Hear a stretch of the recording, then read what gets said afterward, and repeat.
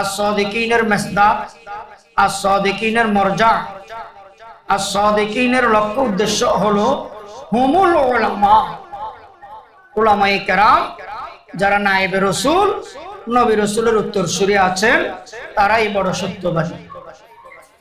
ফাকুনু মা'আস সাদিকিন, এই সত্যবাদীদের সহবতে থাকার জন্য বলা হয়েছে। এই উলামায়ে কেরামদের সাথে পরামর্শ করে ব্যবসা বাণিজ্য করবেন, চাকরি বাকরি করবেন, বিদেশ গমন করবেন, বিয়ে শাদী করবেন, যে কোনো বড় কাজ করবেন, উলামায়ে কেরামদের সাথে পরামর্শ করেন, তাদের সহবতে থাকেন। অন্যত্রে আল্লাহ তাআলা ইরশাদ করেন, ইন্নামা ইয়াখশাল্লাহা মিন ইবাদিহিল উলামা। আল উলামা, উলামায়ে কেরামগণ আল্লাহকে বেশি ভয় করে। হুফাজে আযম, উলামায়ে কেরাম, তারা আল্লাহকে বেশি ডরায়, আল্লাহকে বেশি ভয় করে। অন্যত্রে আল্লাহ তাআলা ফরমান, ফাসআলু আহলায যিকরি ইন কুনতুম লা তা'লামুন। ওই জিনিসটা তোমরা জেনে নাও যা তোমরা জানো না, শিখে নাও যেটা তুমি জানো না। তাই উলামায়ে কেরাম বলেন,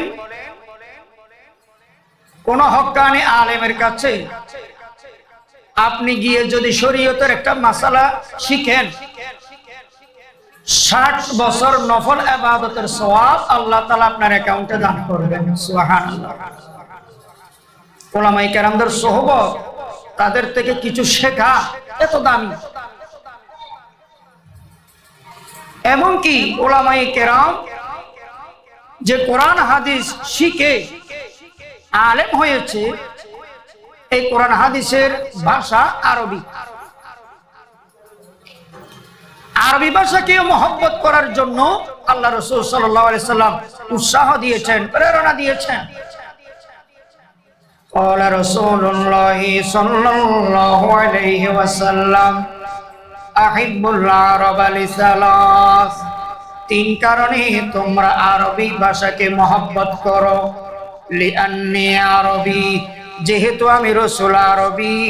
ওয়াল কুরআন আরবি, কোরআন শরীফের ভাষাও আরবি। ওয়া লিসানু আহলিল জান্নাতি আরবি, জান্নাতীদের ভাষাও আরবি। দুনিয়ার মধ্যেও আরবি ভাষা চলতেছে। মানুষ যখন মারা যায়, মাটির নিচে দাফন দেওয়া হয়, মাটির নিচেও আরবি। ফেরেশতারা কবরবাসীকে যখন সওয়াল করবে, তখন আরবি ভাষায় মার রাব্বুকা ওয়া মা দীনুকা ওয়া মান নাবিয়ুকা, আরবি ভাষায় প্রশ্ন হবে, আরবি ভাষায় উত্তর দেওয়া হবে। মাটির উপরেও আরবি, মাটির তলেও আরবি। কিয়ামতের দিন আল্লাহ তাআলা যে প্রশ্ন করবেন, আরবিতে করবেন। জান্নাতের মধ্যেও আরবি, ফেরেশতাদের ভাষাও আরবি। এই জন্য আল্লাহ রাসূল সাল্লাল্লাহু আলাইহি ওয়াসাল্লাম ইরশাদ ফরমায়, আহিব্বুল আরাবা লিসালাস লিআন্নী আরবি ওয়াল কুরআন আরবি ওয়া লিসানু আহলিল জান্নাতি আরবি। মাতৃভাষা ভালোভাবে শিখেন, মাতৃভাষাকে মহব্বত করেন, মাতৃভাষা চর্চা করেন, মাতৃভাষায় কোরআন বুঝেন, মাতৃভাষায় হাদিস বুঝেন, মাতৃভাষা চর্চা করেন।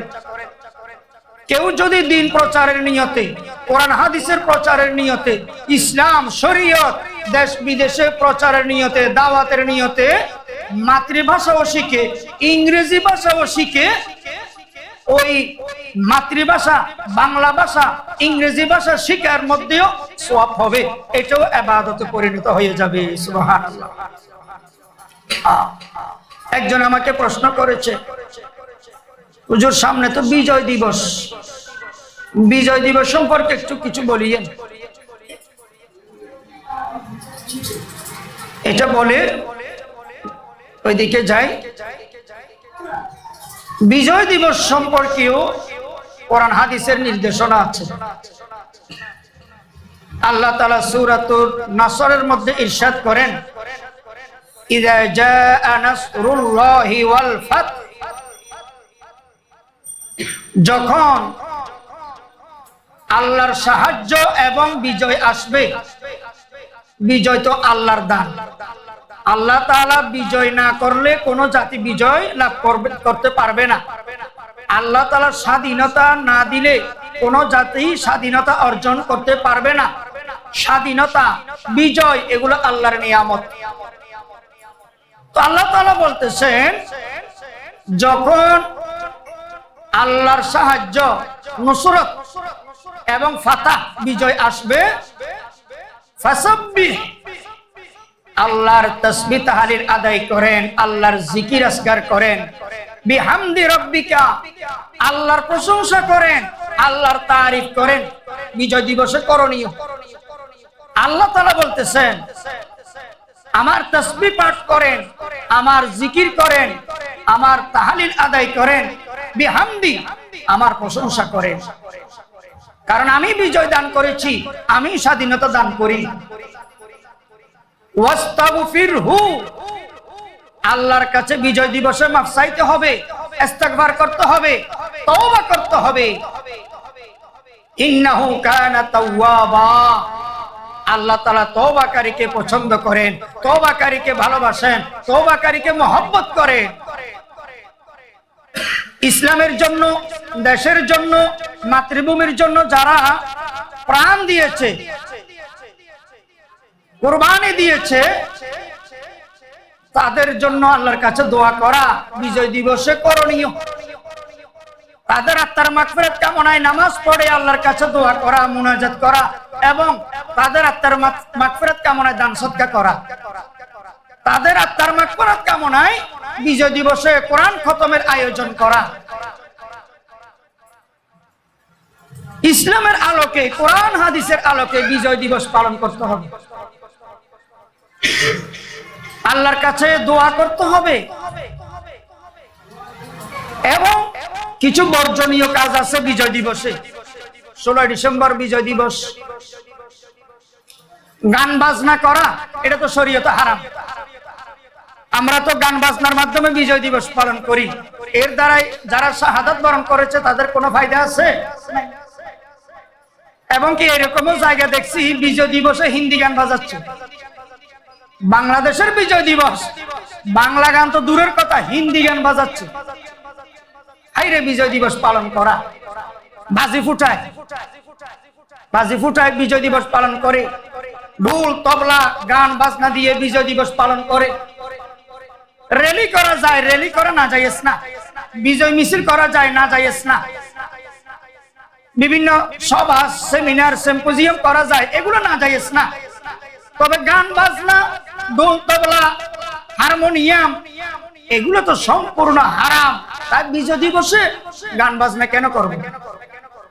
আল্লাহ তাআলা আমাদেরকে কোরআন হাদিসের আলোকে বিজয় দিবস, স্বাধীনতা দিবস এগুলো পালন করার তৌফিক দান করুন, বলেন না আমিন। ওই আল্লাহর বান্দা প্রশ্নের উত্তর দিলাম। তাহলে হাফেজ আলেমদের শান, মান, মর্যাদা কোরআন হাদিসে আছে। কোন আলেম ঘুমাচ্ছে আর কোন আবেদ নফল ইবাদত করতেছে সারা রাত। ওই আলেম সারা রাত ঘুমাই যে সওয়াব পাইছে, ওই আবেদ সারা রাত নফল ইবাদত করে একই রকমের সওয়াব পাইছে। অর্থাৎ আবেদের সারা রাত নফল ইবাদত আর আলেমের ঘুম বরাবর বরাবর। কেন? قال رسول الله صلى الله عليه وسلم العلماء ورثة الأنبياء।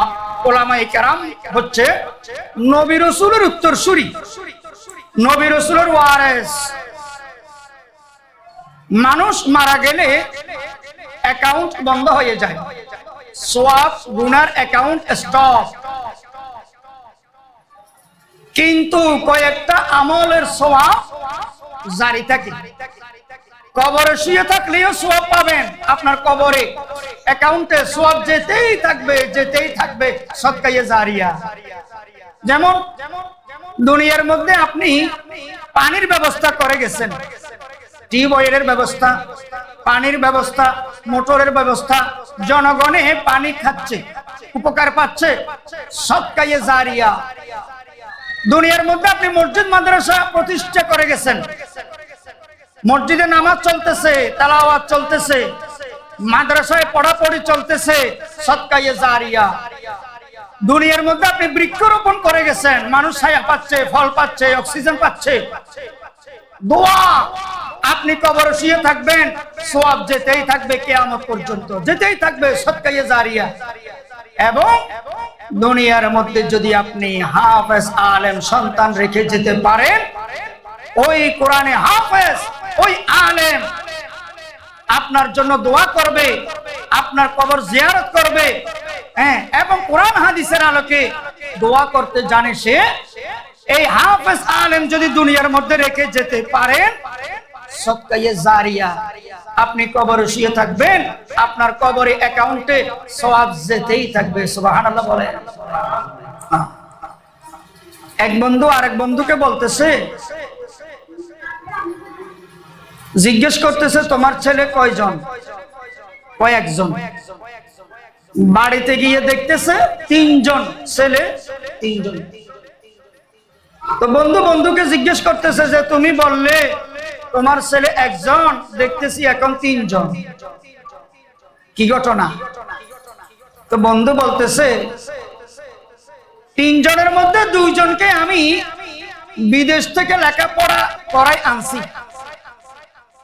এই 2 জনে তাদের আধুনিক ডিজিটাল স্ত্রীর কথা ধরে আমাকে আর আমার আহলিয়াকে, বিবিকে, তাদের মা বাপ দুজনকে বৃদ্ধাশ্রমে নিয়ে আশ্রয় কেন্দ্রে ভর্তি করে দিছে, বৃদ্ধাশ্রমে পাঠাই দিছে। আর একটা ছেলেকে আমি হাফেজ বানাইছি, আলেম বানাইছি,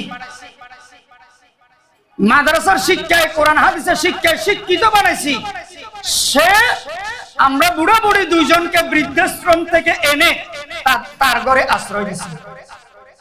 পৃথিবীতে কোন হাফেজ আলেমের মা বাপ, কোন হুজুরের, কোন ইমাম মুয়াজ্জিনের, খতিবের, মুফতি মুফাসসির, মুহাদ্দিসের মাতা পিতা বৃদ্ধাশ্রমে নাই, আশ্রয় কেন্দ্রে নাই, খুঁজে পাবেন না, খুঁজে পাবেন না।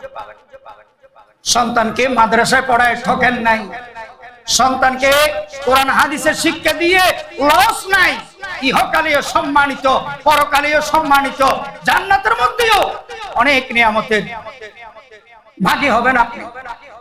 তাই সন্তানকে হাফেজ বানাবেন, আলেম বানাবেন। এক বন্ধু আরেক বন্ধুকে স্বপ্নে দেখতেছে, স্বপ্নে কি বন্ধুর কবরে আযাব হচ্ছে, শাস্তি হচ্ছে, কবরে আযাব। কিছুদিন পর দেখতেছে স্বপ্নে আযাব বন্ধ হয়ে গেছে। তো স্বপ্ন যোগে কথোপকথন হচ্ছে যে বন্ধু তোমার কবরে তো শাস্তি আযাব ছিল, হঠাৎ বন্ধ দেখলাম, বন্ধ হয়ে গেল যে? তখন ওই বন্ধু বলতেছে আজকে আমার কলিজার টুকরা সন্তান দুনিয়ার মধ্যে কোরআন শরীফ সবক নিছে, কোরআন শরীফ হেফজ নিছে, বিসমিল্লাহ বলে আল্লাহর নাম নিয়ে কোরআন শরীফ শুরু করছে। এই কোরআন শরীফ আজকে থেকে আমার সন্তান যতদিন তেলাওয়াত করবে, যতদিন কোরআন খেদমত করবে, যতদিন কোরআন শরীফ চর্চা করবে, ততদিন আমার কবরের আযাব নাকি মওকুফ থাকবে। সুবহানাল্লাহ। কবরের আযাব মাফ থাকবে, স্থগিত থাকবে। কোরআনের সাথে সম্পর্ক করেন, কোরআনের সাথে কানেক্টিং রাখেন, কোরআনকে ইজ্জত করেন, সম্মান করেন, কোরআনকে জুলদান কবরের ব্যবস্থা করে দেন, কোরআনকে তেলাওয়াত করেন। এক আল্লাহওয়ালা আরেক আল্লাহওয়ালাকে স্বপ্ন দেখতেছে, তার কবরে মৌমাছি, অনেক মৌমাছি, মধুপোকা, কালো কালো মধুপোকা। তো তোমার কবরে এত মৌমাছি কেন? স্বপ্নে জিজ্ঞাসা করতেছে, এত মৌমাছি কেন? ওই আমি ওই মৌমাছিদেরকে জিজ্ঞাসা করছিলাম তোমরা এখানে কেন? ওই আমরা মৌমাছি নয়, মধুপোকা নয়।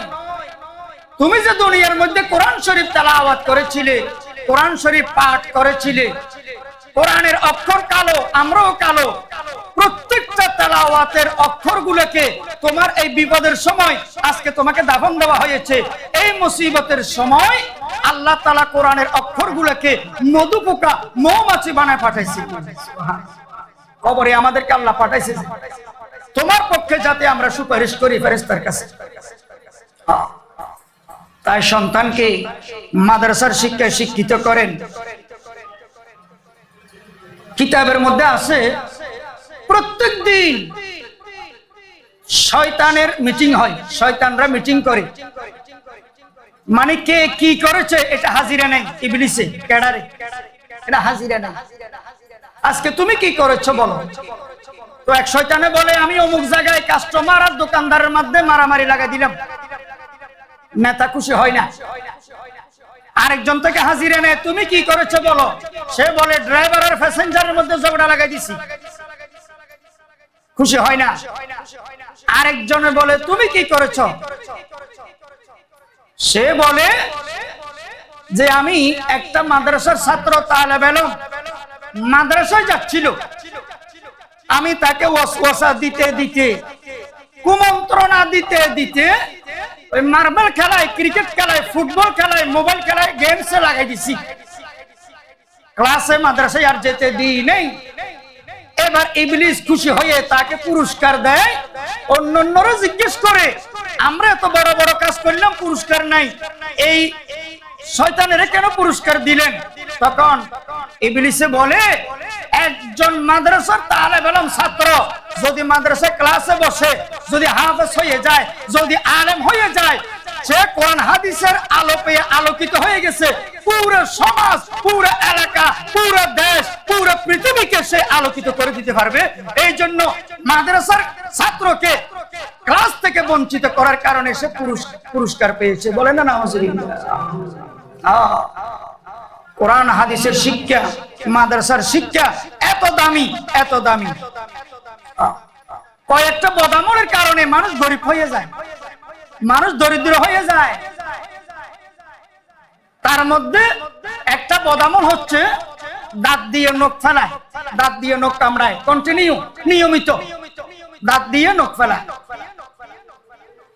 আরেকটা বদামল হচ্ছে পরনের কাপড় দিয়ে মুখ মুছে, পরনের কাপড় দিয়ে বারবার মুখ মুছে। আরেকটা কারণ দ্রুত নামাজ পড়ে, তাড়াতাড়ি রুকু করে, তাড়াতাড়ি সিজদা করে, নামাজের বদদোয়া, নামাজের অভিশাপ। আরেকটা বদামল হচ্ছে মা বাপের যদি বদদোয়া নেই, দরিদ্র হয়ে যাবে সন্তান, গরিব হয়ে যাবে, কর্জ করে চলবে, ঋণ করে চলবে, মা বাপের যদি বদদোয়া নেই, মা বাপের বদদোয়া মারাত্মক। আরেকটা বদামল হচ্ছে ওস্তাদের বদদোয়া নিলে, ওস্তাদের যদি বদদোয়া নেই, ওই ছাত্র, ওই সন্তান মানুষ হবে না। হ্যাঁ, আরেকটা বদামল হচ্ছে কোরআন শরীফ যদি দ্রুত তেলাওয়াত করে। আল্লাহ তাআলা বলেন ওয়ারাত্তিলিল কোরআন তারতিলা, ধীরে ধীরে তরতিল সহকারে কোরআন শরীফ তেলাওয়াত করো, কোরআন শরীফ তেলাওয়াত করো। এখন তো দ্রুত কোরআন শরীফ পড়তে পারলে হাফেজ ভালো, হাফেজ চালু, আর আস্তে আস্তে তরতিল অনুযায়ী তেলাওয়াত করলে হাফেজ সাহেব এটা দামিশ। আমরা বুঝি না, আমরা বুঝি না, তাড়াতাড়ির পক্ষে, তাড়াহুড়ার পক্ষে কোরআন শরীফ ধীরে ধীরে তেলাওয়াত করবেন, কোরআন শরীফের দোয়া পাবেন। ক্বালা রাসূলুল্লাহি সাল্লাল্লাহু আলাইহি ওয়াসাল্লাম মান ক্বারাআল কুরআনা হরফা ফালাহু আশরু হাসানাত। যে ব্যক্তি কোরআন শরীফের একটি অক্ষর তেলাওয়াত করবে, অর্থ বুঝুক বা না বুঝুক, অর্থ বুঝে যদি তেলাওয়াত করে ডাবল সওয়াব, অর্থ না বুঝে তেলাওয়াত করলেও সে সওয়াব পাবে। প্রতি অক্ষরে অক্ষরে 10 নেকি 10 নেকি করে আল্লাহ তাআলা তার অ্যাকাউন্টে দান করবেন। সুবহানাল্লাহ। পৃথিবীর মধ্যে কোন বই, কোন কিতাব, হাজার হাজার লক্ষ লক্ষ বই আপনার ঠোঁটস্থ, কণ্ঠস্থ, অন্তরস্থ, মুখস্থ আপনি দাঁড়ানো অবস্থায় শোনাই ফেলতে পারবেন। আধা নেকির কোনো গ্যারান্টি নেই, একটা নেকির কোনো ওয়ারেন্টি নেই।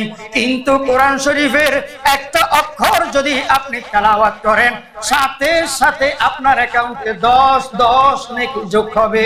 সুবহানাল্লাহ বলেন। কোরআন শরীফ এমন একটা কিতাব, যে কিতাবের মধ্যে ভুল তো দূরের কথা, সন্দেহ নাই, দুর্বলতাও নাই। মানুষ যখন বই লেখে, মানব রচিত বই, লেখকে বইয়ের শুরুতে বা শেষে লিখে দেয় কি? মানুষ বলতে ভুল। মানুষ ভুলের ঊর্ধ্বে নয়, আমিও ভুল করব, আমি মানুষ। আমার বইয়ে, আমার লেখায় যদি কোনো ভুল ত্রুটি নজরে পড়ে আমাকে বলবেন, পরের বার সংস্কার করব, সংশোধন করে ফেলবো। কিন্তু কোরআন শরীফে আল্লাহ তাআলা শুরুতেই বলে দিয়েছেন, সূরাতুল বাকারার শুরুতে, যালিকাল কিতাবু লা রাইবা ফীহি। এটা এমন একটা কিতাব, যে কিতাবের মধ্যে সন্দেহ নাই। সুবহানাল্লাহ বলেন। যে কিতাবের মধ্যে সন্দেহ নাই, সন্দেহ নাই। অনেকে জিজ্ঞেস করে, মোবাইলে কোরআন তেলাওয়াত জায়েজ আছে না নেই? মোবাইলে কোরআনের অ্যাপস রাখা জায়েজ, মোবাইলে কোরআন শরীফ তেলাওয়াত করা জায়েজ। কিছু মুফতিয়ানে কেরাম বলেছেন, লা ইয়ামাসসুহু ইল্লাল মুতাহহারুন, নাপাক অবস্থায় মোবাইলের কোরআন ছোঁয়া জায়েজ নাই। কোরআনের উপরে, আয়াতের উপরে টাচ করা জায়েজ নাই। আবার কিছু উলামায়ে কেরাম, মুফতিয়ানে কেরাম বলেছেন, যেহেতু ডিসপ্লে আছে, পর্দা আছে, একটা মোবাইলের স্ক্রিন আছে, স্পর্শ করা নাপাক অবস্থায় ওযু ছাড়া জায়েজ, সমস্যা নেই। তবে উত্তম কোনটা? পাক পবিত্রতার সাথে, ওযুর সাথে মোবাইলের কোরআন শরীফ তেলাওয়াত করবেন, টাচ করবেন। এবং কি মোবাইলের ডিসপ্লেতে কোরআন শরীফের আয়াত আছে, ধরেন আয়াতুল কুরসি, অথবা যে কোনো আয়াতের পিকচার আছে, হ্যাঁ, ওই মোবাইলের ডিসপ্লেতে কোরআন শরীফের পৃষ্ঠা আয়াত রাখা অবস্থায়, থাকা অবস্থায়, দৃশ্যমান অবস্থায় পেশাব পায়খানায় যাবেন না। সেখানে যদি শো হয়, মোবাইলটা হাতে নেন, ডিসপ্লেটা যদি সামনে আসে নাপাক জায়গায়, কোরআনের অপমান হবে, কোরআন লাঞ্ছিত হবে। এমনি সাগর, সমুদ্র, মসজিদ, গাছপালা, পাহাড়, এরকম কোন সিনারি স্ক্রিনে দিতে পারেন। কোরআনের আয়াত ডিসপ্লেতে, স্ক্রিনে না দেওয়াই উত্তম, ভালো। কোরআনের সম্মান, কোরআনের ইজ্জত। এবং যারা কোরআন শরীফের হাদর, কেরাত, রিংটোন দেন, কল আসলে কোরআন বাজে, কল আসলে কোরআন বাজে, ভালো লাগে, সাবধান। আপনি আছেন পেশাবখানায় বা টয়লেটে, নাপাক জায়গায়, ওই অবস্থায় যদি কল আসে, কোরআন সেখানে বাজলে কোরআনের অপমান, কোরআনের অসম্মান। বলো, হুজুর আমি নাপাক জায়গায় কোরআন নিব না বা মোবাইল বন্ধ করে যাব, তবুও আপনার রুমে কল আসে, তবুও খতরা আছে, রিস্ক আছে। কি কল আসছে, আয়াত বাজতেছে বাজতেছে, আপনি পুরা আয়াত বাজার সুযোগ দেন নাই, পুরা আয়াত তেলাওয়াতের সুযোগ দেন নাই, আয়াতের অর্ধেকের মধ্যে রিসিভ করেন, আয়াতের অর্ধেক তেলাওয়াতের মধ্যে রিসিভ করেন, তাহলে কোরআনের সম্মান হইল না অসম্মান হইল? অসম্মান। সাবধান,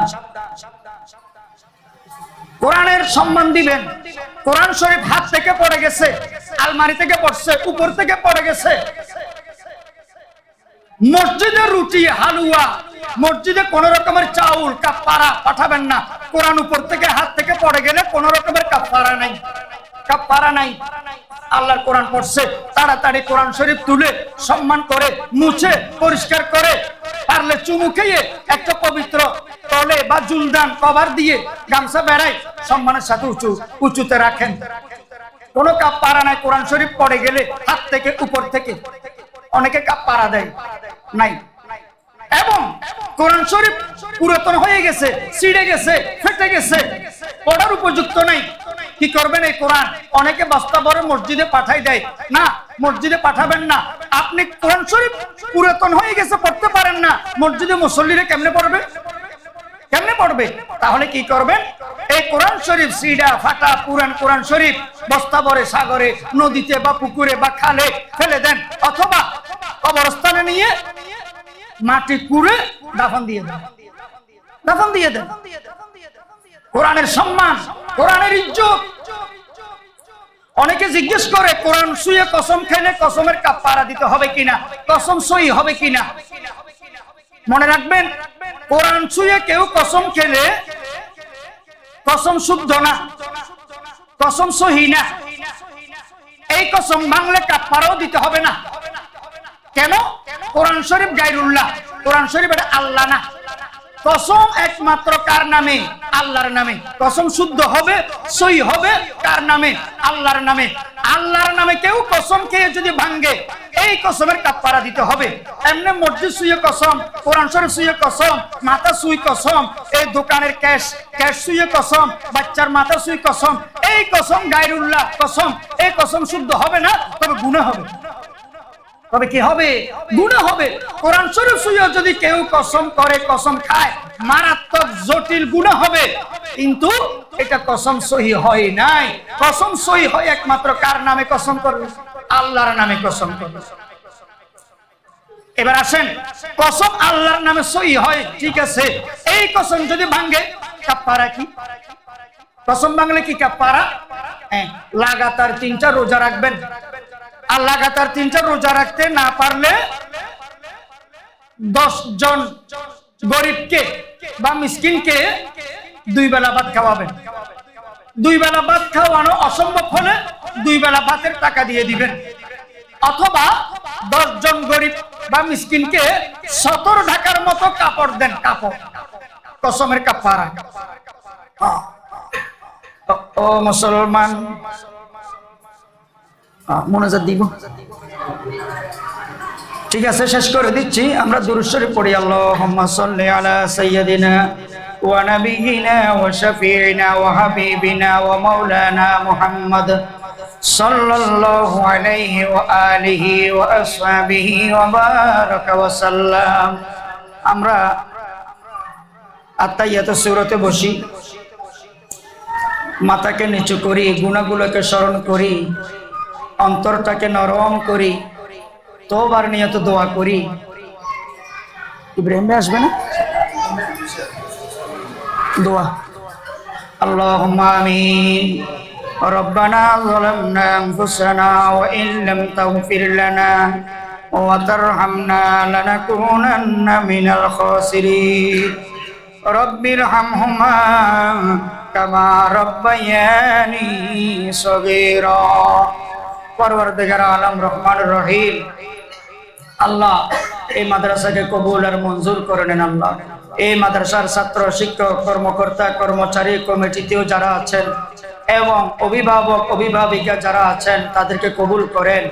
আল্লাহ ছাত্র ছাত্রীদেরকে হাফেজ আলেম, হাফেজা আলেমা হিসেবে কবুল আর মঞ্জুর করে নেন। আল্লাহ কিয়ামত পর্যন্ত এই মাদ্রাসা কায়েম দায়েম রাখেন। আল্লাহ আমরা ইন্তেকাল করব, কবরে চলে যাব, এই মাদ্রাসার শিক্ষা যাতে জারি থাকে আল্লাহ আপনি সেভাবে কবুল আর মঞ্জুর করেন।